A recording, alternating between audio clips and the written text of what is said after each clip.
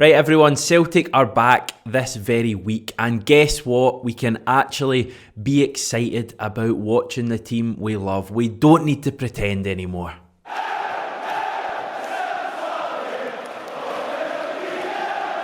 Yes, it may just be what they call meaningless pre-season friendlies, but I am still just a little bit excited about getting to see Ange Postecoglou's Celtic in action for the first time. How will we set the team up? How will they play? Will we turn into Barcelona overnight? Time will tell.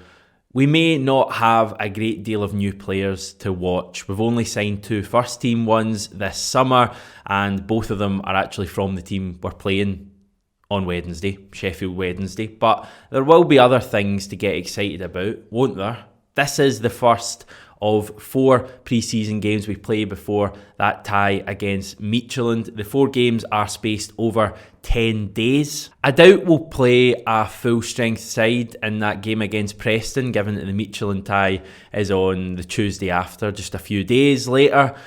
And similarly, I don't know if we'll see a full-strength side this coming midweek because the Scotland contingent, the likes of McGregor, James Forrest, David Turnbull, etc., are just back, I think, this week. Would he throw them right in from the start? I'm not convinced. I think Wednesday's team might be made up of the players who have made up the early training sessions, and that's not necessarily a bad thing. In fact, Postecoglou himself spoke in a Celtic TV interview last week about how he's quite enjoyed just having basically the youth players and the unfancied international players. He says it's given him a good opportunity to find out the quality that lies in the lower levels of the Celtic squad. Maybe that's a little bit harsh, but he thinks it's been a good thing. Has he come across any gems, any young players, any players who didn't get a chance last season? Well, we're going to pick out 5 in this video, 5 Celtic players that we are excited to see this pre-season, and hopefully, all being well, into the real stuff. Right, the man behind me is Leo Connor, and theoretically he should be going into pre-season in quite a good place. Now, his Tranmere Rover side may have missed out on promotion from League 2 in England last season via the playoffs, but O'Connor did play a lot of football. He actually played 42 games for Tranmere last season, and it's fair to say that is far more than he would have got had he stayed at Celtic. He's an interesting one, O'Connor, because the last time he was really at Celtic as some sort of a viable option, he was probably number 4 in our list of right-backs. Believe it or not, in a time not so long ago, Celtic were actually pretty blessed for having some good right-backs at the club.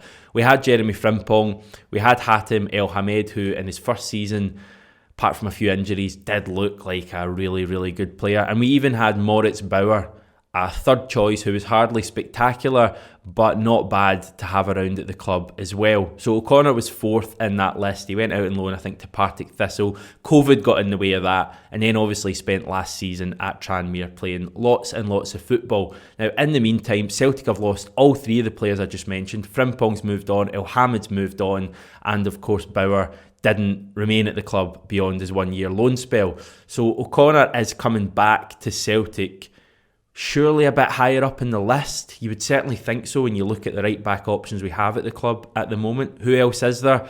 Anthony Ralston. I don't think he's really going to make it at Celtic. I would love him to prove me wrong, but I think by now most Celtic fans have kind of written him off as a player who's never going to be a first-choice right-back for Celtic. And of course, we've got new signing Osaze Urhoghide, who we did a video on over the weekend. Check that one out.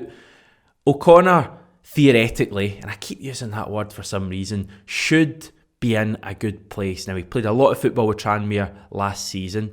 He got his grounding with Man United, and without going into daft, easy things to say and obvious things to say, surely you've got to have something about you if you're in the Man United academy for so long. Now, granted, he didn't make it at that club, but then how many of their youth players do?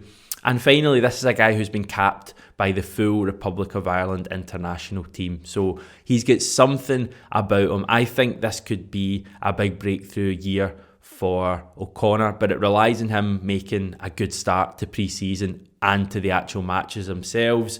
because Celtic are going to sign a right back this summer. We've already signed a kind of right back in Ajeti. We're probably going to sign at least another one. So O'Connor really has to start well if he's going to make that position his own.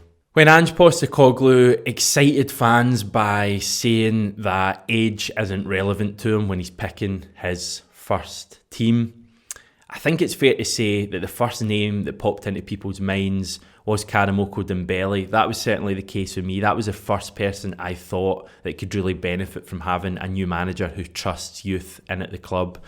Dembele has been, I think it's fair to say, the most hyped Celtic academy player probably in the last decade. Now, granted, we've had players like Kieran Tierney and Callum McGregor and James Forrest who have gone on to be first team regulars. Dembele obviously hasn't yet, but in terms of just raw talent and chatter and hype coming from Celtic and coming from Celtic fans, I don't think anyone matches Dembele. Remember, this is a guy who was given his development team debut at the age of 13 and his first team debut at the age of 16. He hasn't really kicked on from that. He's played 7 times since making that first team debut against Hearts at the end of the 2018-2019 season. So the following season after that, he played 2 games, and then last season he played a grand total of 5 games. So hardly ground-breaking numbers in terms of competitive matches, but you do get the impression this season could be a big one for him. He scored his first Celtic goal on the penultimate match day of last season in a 4-0 win over St Johnstone. And as I say, he's the one you think of when you think of the opportunities Postecoglou could give to youngsters. Luca Connell has been heavily involved in Celtic's training videos, the ones they send out on all the various social media channels. So read into that what you want. The truth is that Celtic fans haven't seen Connell play in a competitive match, and he was signed the best part of 2 years ago. He spent the second half of last season on loan with Scottish League 2 side Queen's Park as they got promoted, winning that league.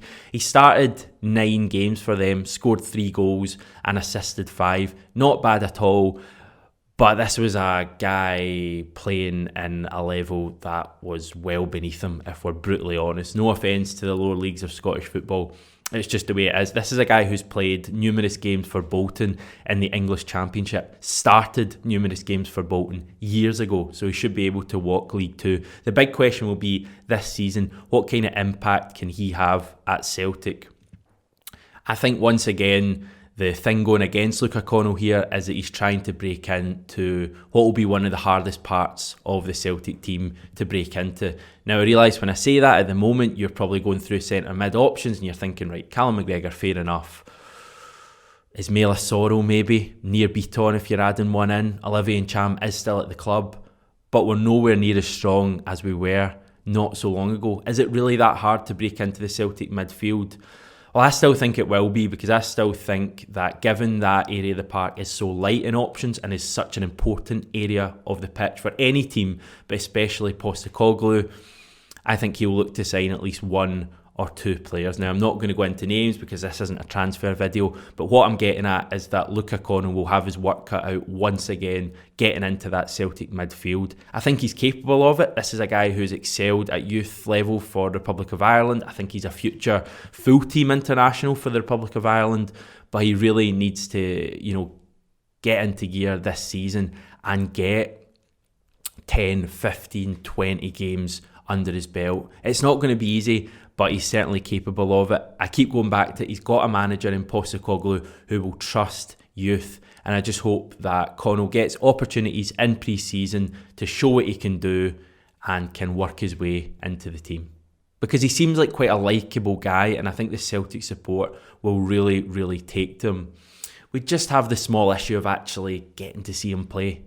Okay, I may be in the minority, and this may be majorly controversial, but I'm quite excited to see our Greek goalkeeper, Vasilis Barkas, getting a wee shot, a clean slate, a new leaf this season under a new manager.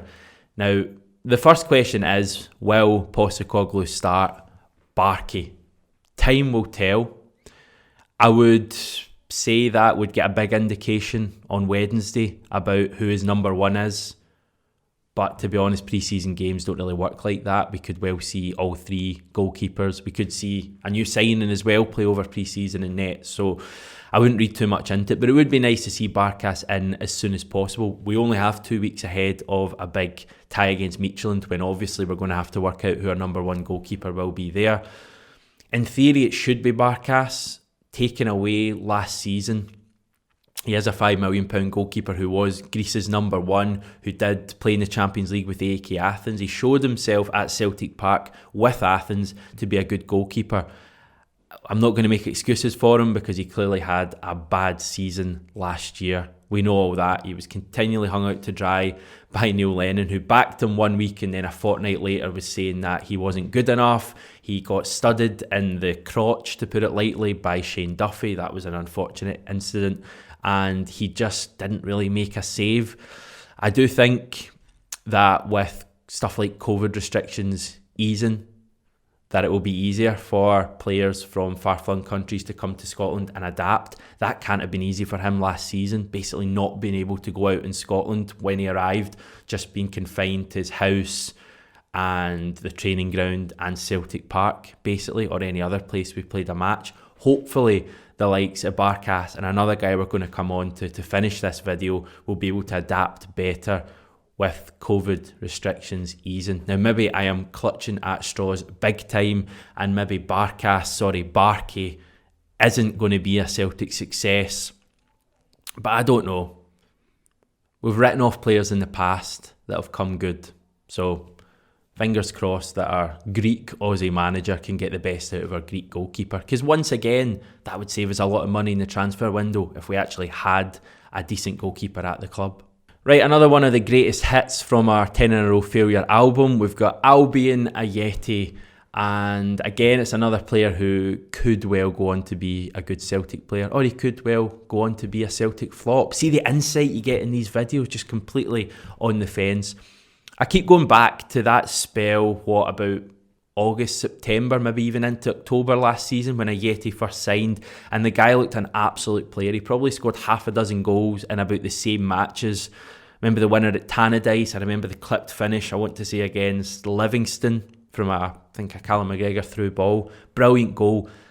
That shows the quality he has, and without sounding like Andy Gray, form is temporary, class is permanent, and I would certainly hope that would ring true with Albion Ajeti. A few people have been commenting that he looks a bit slimmer in Celtic's pre-season training videos. Now, I won't go into that, but if you want to believe that, then we can only say that's a positive thing. I'm still not totally convinced that he's going to fit into Postecoglou's way of playing. He doesn't strike me as a kind of energetic player. He just strikes me as a penalty box poacher. But then again, maybe Postecoglou's way of playing will evolve to Ajeti and Celtic's demands. Again, he's another £5 million player we could really do with seeing some sort of improvement in him.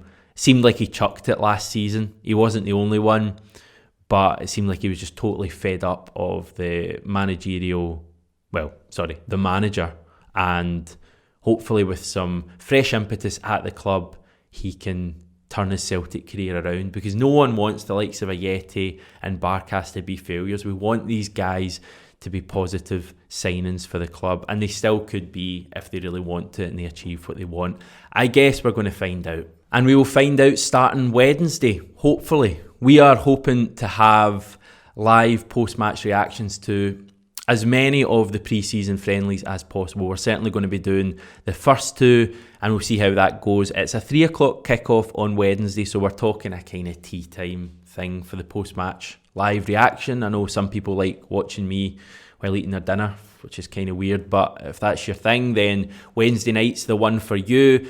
We've also got big plans for the new season as well that we should be unveiling in the coming weeks. If you want to be notified about all of this and when we go live with post-match reactions, then why not subscribe to the channel? We have had over 2,000 new subs in the last month, and I'm not even lying or exaggerating with that figure at all. That is the truth. So why would you not want to get involved? If you're one of the few people on this planet who aren't yet subbed to 67 Hail Hail, then why not rectify that now? Sub to us. Over and out.